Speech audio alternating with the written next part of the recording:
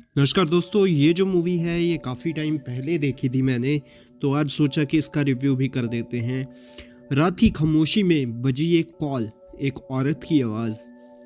मैं ख़त्म करने वाली हूँ सब हाल।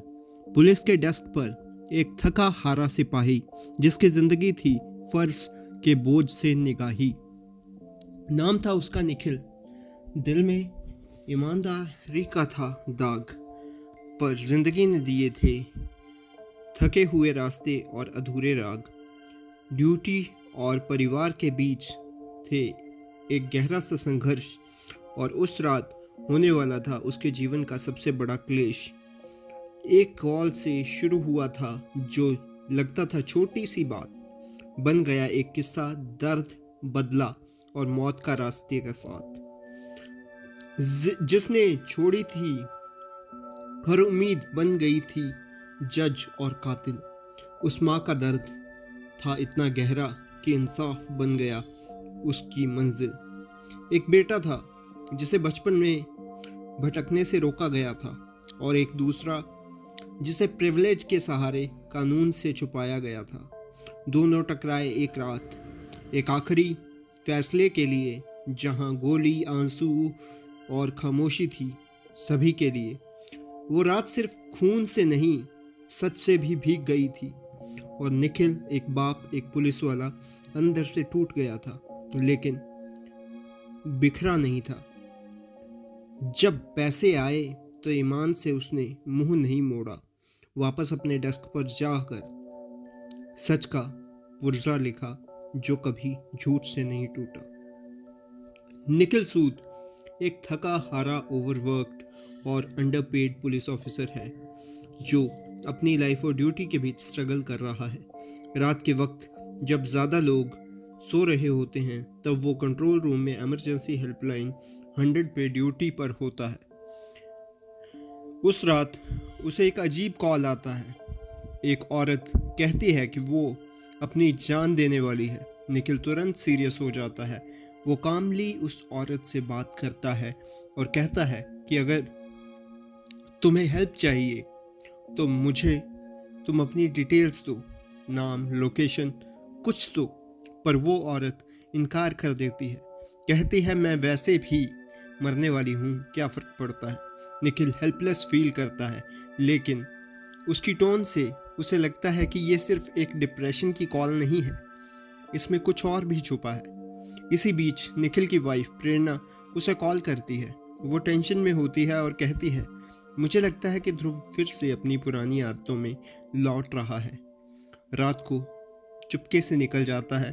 ध्रुव उनका बेटा है, एक समय ड्रग पेडलिंग के चक्कर में पड़ चुका था, और अब प्रेरणा को लगता है कि वो उसी रास्ते पे वापस जा रहा है।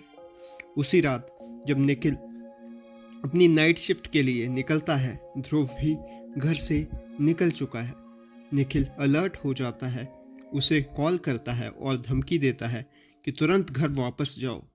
ध्रुव गुस्से में लेकिन मजबूरी में घर लौट जाता है, पर उससे पहले सब नॉर्मल होता एक अनएक्सपेक्टेड सा ट्विस्ट होता है। वही औरत जिसे सुसाइड का कॉल किया था, अब निखिल के घर तक पहुंच जाती है। उसका नाम है सीमा पल्लव। वो प्रेरणा को गन पॉइंट पे ले लेती है और ज़बरदस्ती उसे अपनी कार में बिठा लेती है। फिर वो निखिल को फ़ोन करती है। जैसे ही निखिल उसकी आवाज़ सुनता है, उसके दिमाग में एक नाम फ्लैश होता है, सीमा पल्लव। वो याद करता है कि सीमा का बेटा कुछ महीने पहले एक हिट एंड रन केस में मर गया था। उस केस में एक्यूज था यश मेहरा, एक अमीर और बिगड़ा हुआ लड़का, जिसके पावरफुल कनेक्शंस ने पूरा केस दबा दिया। पुलिस रिपोर्ट लिखी गई, लेकिन फिर कुछ नहीं हुआ। केस क्लोज हो गया था, लेकिन सीमा का दर्द, उसका ग्रीफ कभी खत्म नहीं हुआ। सीमा को शक है कि इस पूरे इंसिडेंट में ध्रुव का भी कुछ न कुछ हाथ है। शायद उसने कवर अप में मदद की हो, या उस वक्त सीन पे था। अब सीमा रिवेंज लेना चाहती है, सिर्फ यश से नहीं बल्कि सिस्टम से भी। वो चाहती है कि ध्रुव उसके पास यश को ले आए, वरना वो प्रेरणा को मार देगी। मजबूरी में ध्रुव सीमा को डिमांड के आगे झुक जाता है। वो यश को ढूंढता है और उसे किसी तरीके से ले आता है। निखिल जो पूरी सिचुएशन को हैंडल करने की कोशिश कर रहा होता है, वो भी सेम लोकेशन पर पहुंच जाता है, लेकिन जो होता है वो किसी ने एक्सपेक्ट नहीं किया था। सीमा बिना किसी हेजिटेशन के यश पर गोली चला देती है और उसके तुरंत बाद ध्रुव को भी गोली मार देती है। शायद उसके दिल में शक या गुस्सा दोनों था। निखिल सब देख रहा होता है और अपने इंस्टिंक्ट से रिएक्ट करता है, सीमा को गोली मार देता है। ये पूरा मोमेंट इंटेंस, इमोशनल और शॉकिंग होता है।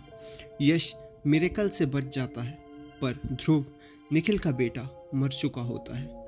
निखिल की आंखों से सामने बेटा जमीन पर लाश बनकर बैठा होता है। एक बाप के लिए इससे बुरा पल क्या हो सकता है। सब कुछ खत्म होने के बाद कुछ दिन बाद यश के रिच और इन्फ्लुएंशियल पेरेंट्स निखिल के पास आते हैं। वो पैसा ऑफर करते हैं, केस बंद करवा दो, कुछ भी चाहिए हो तो बताओ। पहले की तरह वो सिस्टम को खरीदना चाहते हैं, पर इस बार निखिल नहीं बिकता। वो चुपचाप अपने कंट्रोल रूम लौट जाता है, रिपोर्ट लिखता है, सारी सच्चाई रिकॉर्ड करता है। वो डिसाइड करता है कि इस बार जस्टिस होगा, चाहे उसे सिस्टम के अगेंस्ट भी जाना पड़े। अंत में सच का सामना होता है। एक बाप ने अपना बेटा खोया, एक माँ ने पूरा सिस्टम जला दिया और एक करप्ट सोसाइटी के सामने एक ईमानदार पुलिस ऑफिसर ने सर उठाकर खड़ा रहना चुना। तो दोस्तों, इसमें मनोज वाजपेयी की जो एक्टिंग थी वो बहुत ही ज़बरदस्त है। अगर आपने ये मूवी नहीं देखी है तो ज़रूर आप देख सकते हैं। तो ये था मेरा रिव्यू। मैं मिलता हूँ आपको किसी और वीडियो में, किसी और मूवी के साथ, किसी और जगह पर। Bye bye.